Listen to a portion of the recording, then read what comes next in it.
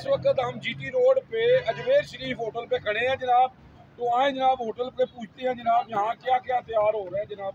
जी सलाम अलैकुम, क्या नाम है थोड़ा? मेरा नाम अरमान है और रेस्टोरेंट का नाम अजमेर जी जी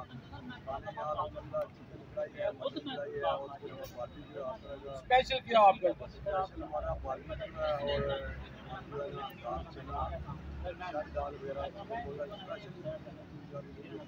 जी जी बहुत स्पेशल ये चाय का भी हमारा काम बहुत अच्छा है। चाय भी हमारी स्पेशल होती है। जी यही आज जो हर सीजन होता है इंशाल्लाह अच्छे और साफ सुथरे बातें सही सही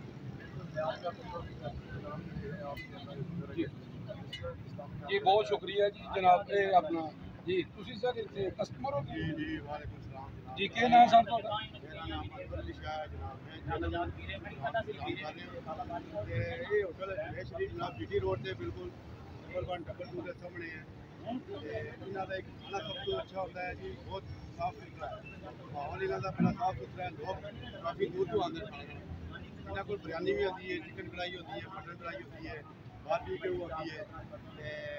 इसी तो लोगों अगे रिक्वेस्ट करांगे एक बार तो जनाब जरूर आओ, इसका जनाब टेस्ट करो इस होटल का। तो इंशाल्लाह ताला इन्हों का जोड़ा रेट है वो भी मुनासिब है।